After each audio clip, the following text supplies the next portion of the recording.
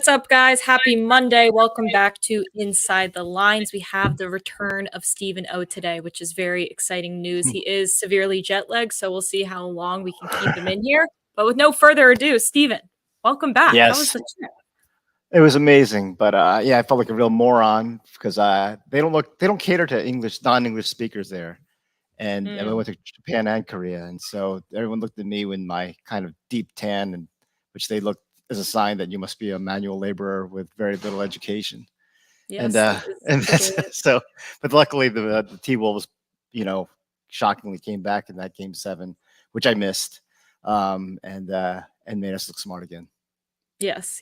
We are looking pretty smart, I will say, through this. Our biggest L so far, I guess, has been Dallas, OKC. However, PJ Washington, was anyone expecting, was any analytical model going to have him shooting the way he did for multiple games? No. So you just got to eat that one sometimes. I can take that. Yeah. Okay. I wasn't ever going to make that as part of the bingo card here. Actually, before we get to that, I had some fun this weekend too. We were just talking about, if you guys see my football behind me, allow me to show you Georgia football. I went to the Eagles autism race. Let me show some pictures here. There's me and Jason Kelsey. He signed this ball, even though he's not an Eagle, or a Georgia Bulldog. I thought it was still cool. We got Mitch Milton here. We got Cooper DeJean. That guy's going to rock this season, I hope. We also look like a 15-year-old high school couple in that picture, which I realized after taking it. But you know what? In like 10 years, I'm going to be happy I have that. I also wish I actually tried to look better for this now, thinking back at it. There were probably a lot of eligible young bachelors there. Athletes. He just signed a deal for $10 million today. Yeah. So I definitely fumbled the bag there. Wasn't looking my best. I was hungover from a wedding, but at least I made it. Okay. On 2 feet. My mom was proud of me. So that's neither here nor there. But let's also take a look at, before we get into the NBA finals or conference finals, Jake, we are entering, we had our conference champion, or we have our champions of the conferences here. So we're taking a look back at February when we had our future show, and we basically went 3 for 6 on these conferences, right? Yeah, Little Rock won their first conference tournament, first regular season OVC championship, plus 200. So that was a nice hit. I think Morehead State came in third. So I don't hate that hedge right there. Sanford came in second. They were 1 game back, so that hurt. But St. Louis at plus 650, that was a nice hit. Unfortunately, only half a unit. Iowa came in second. TCU, out of all these teams, were the biggest disappointment. But then our big one was Stetson plus 800. They won the ASUN. They shared a title with Austin P. But I think plus 800 still cashes there. I'm not sure. So I need to make sure. But it's either plus 2 units or plus 10 units. So either way, we're profitable. Nonetheless, we are up. Yeah. The team is up. Okay. Steven, I don't know how much you paid attention or watched, but me and Jake and Derek, we did pretty well without you here. We had one not so awesome day of props for NBA, but we did pretty well nonetheless. So let's get into that, because if Steven needs to get out of here because he's been up for an extended period of time that no one should have to be up for. But we're going to start with tomorrow's game. We're going to start with the Pacers Boston here. Let's talk about the series real quick. We'll bring in the model. We like Boston to beat Indiana, just like the odds makers. However, the odds makers give them an obnoxious 90% chance to beat them. We give them more of around 75% chance to beat them. So with that said, since we don't love it like the odds makers, we do end up having some value in Boston to win in 7. Yeah, I mean, I think Indiana's offense can get so hot as everyone. Well, I didn't actually see the game, but I saw the stats and the replays. Record-breaking shooting by, I guess I hear the guy that we're all mad about is Neesmith, who cost you guys throughout the week before going 8 for 8 in game 7. But yeah, in the model, like just the nature of it, if you're an Indiana team that can shoot the way they can, then they're going to have a better chance than 12.5% to win the series. And they did play Boston tough this season. The interesting thing is, this is something I almost never see, or I've never seen before, where when you have a team like Boston whose implied probability is over 90 and there's negative 15.5% value, there's a lot of value in them to win in 7, because the odds makers, this is DraftKings, They expect this to be a sweep or Boston in 5. Maybe they drop game 2 again, like they've been doing, like all the Boston teams in the playoffs have been doing. But because we see this as closer, we actually like Boston in 7 as a decent value. If Indiana continues to play tough. Mm-hmm. Yeah. In terms of, go ahead. Sorry, go ahead. No, this is just, I'm looking at in terms of the actual game. We actually have Boston as a slight lean on Boston against the spread, even at -10. So, again, it's I think we have a higher opinion of Indiana at home on their own home court than the odds makers do, because Indiana was, they score 6 more points at home. Their point differential is +8 at home. Whereas Boston, they did dominate on the road, but they've gotten them really easy. They've gotten really favorable conditions, right, with all the injuries that the opposing teams had in the first 2 rounds. I know that's what scares me, because it's like, I don't know how quote unquote great the Pacers defense has improved if they were just playing hurt, banged up Knicks and only had really one guy that they had to stop. So, well, Boston only had, with Donovan, Cleveland was limping around, and then obviously Miami was a shell of itself too. So I think that you can say that both ways. Yeah, that's true.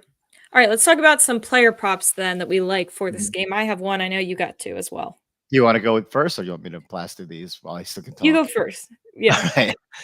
Ooh, I feel like slapping myself in the face a few times, because Tyrese Halliburton over 12.5 rebounds and assists. So we do have model value in this. We have almost 14 rebounds and assists. We have more value on his assists, but my history this season has been bad on overs on assists. So I'm just coupling it with rebounds, which still have value here. Strong season metrics and versus Boston, 5-2 last 2 seasons with a 14 average. But I like that there's buy low value on his recent numbers. Against the Knicks, he was being very aggressive offensively, looking for his own shot. I think he had 10 or more 3-point attempts in 5 of the 7 games. Boston's got stellar defensive guards. So I think they'll know that they need to run at Halliburton. They defend the 3 really well. They allow 34% 3-point shooting. So I kind of see them actually, coming out against Halliburton, forcing him to kind of drive and kick, and force the other guys on the team to hit 3-pointers to beat them. But I think that's going to be favorable for Halliburton's assists. But I also think Halliburton's playing well, so I think he'll get his rebounds just by being on the court and being active. If he's not scoring 25 and he's scoring more in the high teens, then he'll be active in the other areas. Mm-hmm. I have a play that really complements this, I think. So I was thinking, and we do have model value on it, Miles Turner over 15.5 points. We have him projected for almost 18. I feel like he's going to have some open looks from deep. Maybe the play more is over 1.5 threes, but he's gone over this total in 5 of the 7 games against the Knicks, gone over it in the last 3. I guess the only concern would be if they get blown out by like 20 and everyone starts to sit, but I can't tell if I like the points better or the threes. The value's better on the points. I'll go points. I mean, you could see that Evan Mobley was the big player for Cleveland that gave them any sort of a chance to beat Boston in any of those games. Even with Donovan Mitchell out and some of those other guys out, Mobley was getting all the attention. He still had 20 points pretty much every game in that series. Miles Turner, he was definitely confident in the last couple of games. He was making his 3-pointers, but the big thing for him was that mid-range game where he had like 4 or 5 mid-range shots that he made, and his confidence definitely at an all-time high right now. So I like that. I definitely play his points over his threes. Okay. I do as well, and Porzingis is probably out, right? He's out games 1 and 2. This is the time to take a Miles Turner prop. And look at he's really is on a nice little run here. He seems to be playing with confidence, and he was playing chippy, right? He was getting in like yelling matches and near fights, which is always a good sign to see. Yeah, I'm sold. Say less. Looks like a lock. I would also say this might be an act now situation. I know most books have it at 15.5. It's not all irrationally priced. Caesars has -130 because they're always irrationally priced. ESPN bets -125. FanDuel's up to 16.5 at around even money. So I have to assume this probably is headed to 16.5. Well, now that you said it, now that it's come out on this show, it's probably going to steam to 17.5. So I do have that type of influence on the market. That's what they tell me. I believe you do. All right. But I think that hopefully there'll be a shooting match, a scoring battle between the two Yeah. bigs with Al Horford. I like over his PRA of 19.5. Models at 22.5. With Porzingis out, I'm assuming he'll play over 30 minutes. So even this year where he had a reduced roll, the over is still 14-9 when he has over 30 minutes. He just had a huge game, the clincher versus Cleveland. I just think that Indiana's defense, it's not great, you know, and you know, for them to have a chance, I assume they're going to have to, you know, put their better defenders, especially Neesmith and their athletic ones on the star forwards. And then Derek White would be the main scoring guard. And you kind of hope that Holiday and Horford are missing wide open threes. I think that's the only way you can really beat Boston. So I expect Horford to get wide open threes, maybe be wide open for 5 of them.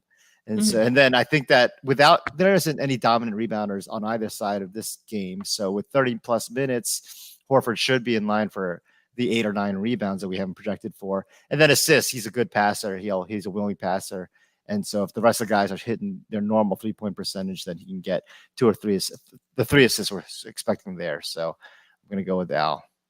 Yeah, I mean, it looks like these are both plays we should be hitting before Porzingis gets back into the series. So this is the time for Horford props and Turner props, I feel like. Okay. I think that's about it for game 1 right now.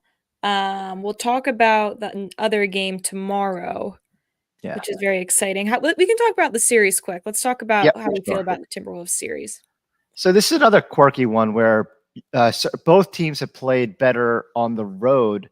Actually, like Dallas all season was just as good on the road and as at home, and including the playoffs and play-in and in-season tournament and all those good things. They have the exact same win-loss on the road.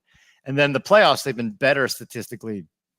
You know, you could argue on the road against the Clippers and OKC, they're 4-2 on the road. So having then Minnesota, we saw them dominate basically 2 out of the 4 Denver games at Denver, and then the amazing comeback in Game 7 while dropping the 2 at home. So I think that Dallas. So even though Minnesota has home court, we like Minnesota in the series, but interestingly, we like the overall value is only on them winning in 6, meaning we see them, you know, maybe closing out a Game 6 at Dallas. Meanwhile, another weird thing that sort of like the Boston series, where even though we don't have any value on Dallas, we have met just under 33% with an implied 41%. We actually have value on Dallas to win in 7.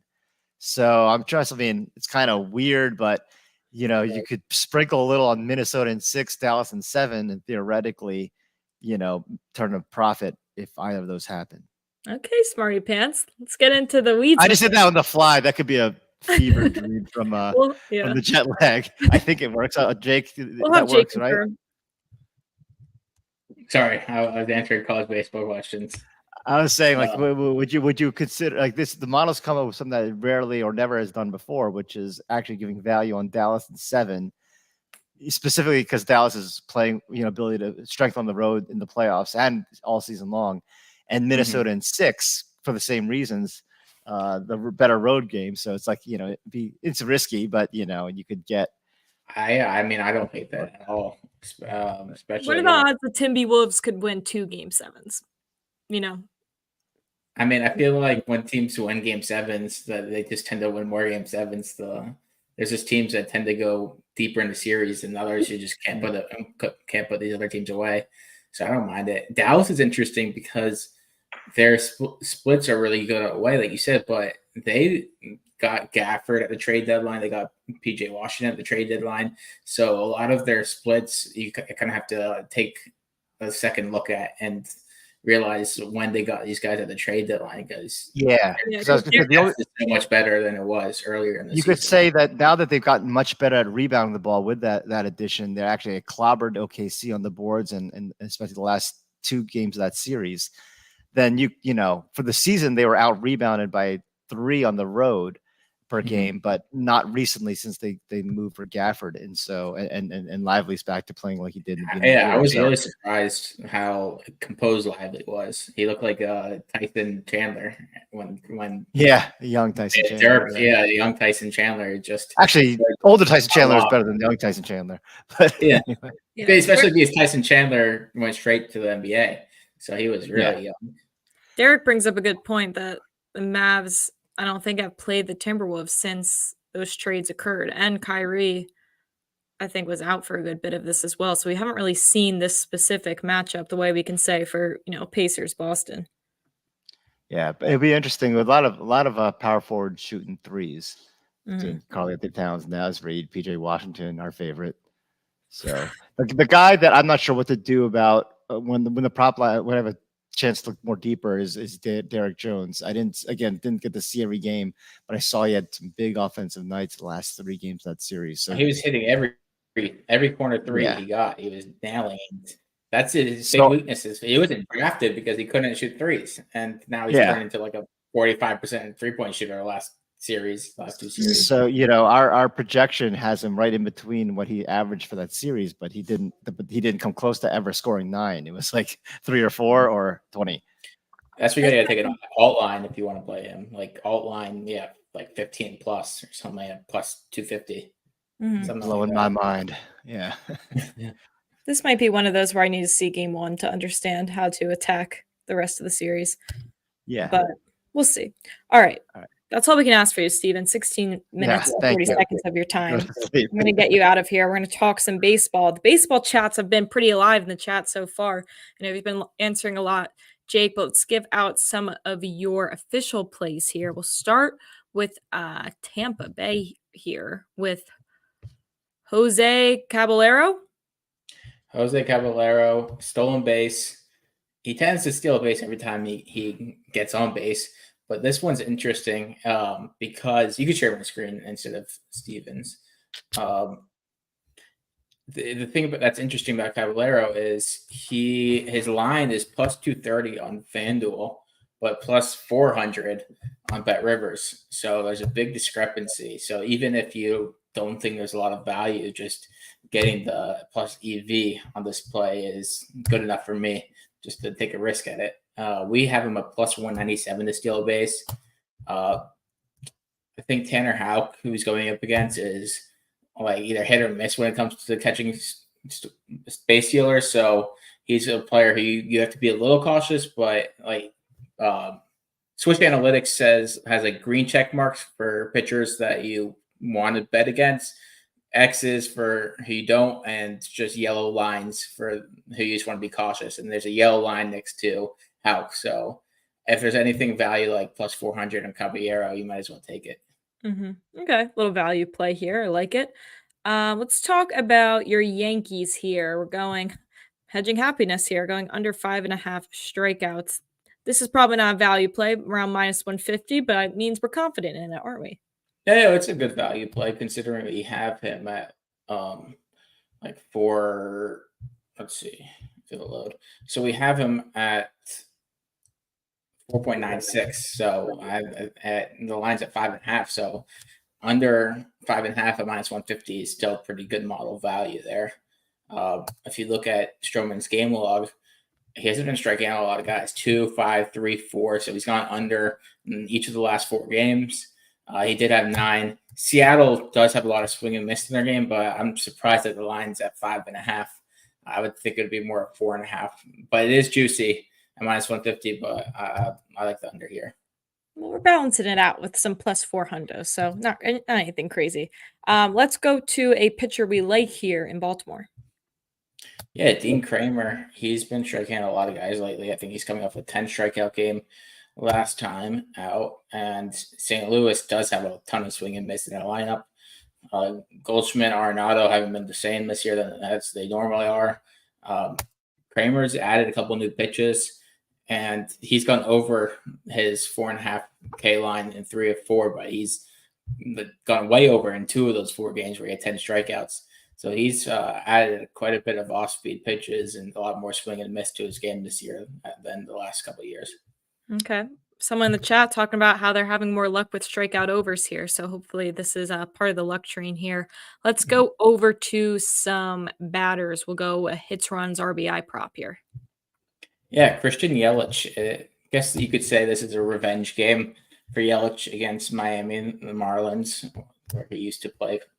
But Yelich is interesting because I was looking through his past splits every other year, and it seems like one year he'll hit 300 against lefties, and next year he'll hit 190. He's only 6 for 13 this year, but that's pretty darn good for a lefty. He's been really hot. He had 2 bad games back to back, but then he followed up with 2 hits and 2 RBIs in his last game. He's very familiar with Miami because he's played there. I'm surprised it's only a -115, and I like the matchup against Ryan Weathers, who's been pretty good lately, but before last game, he usually gives up quite a bit of hits. And I do like the splits this season where Yelich is hitting almost 500 in just 13 at-bats. Okay. I like to see it. I don't know a lot about baseball, but I know that is a good stat there. Big Cheesy claiming I'm going to be excited about betting baseball this summer.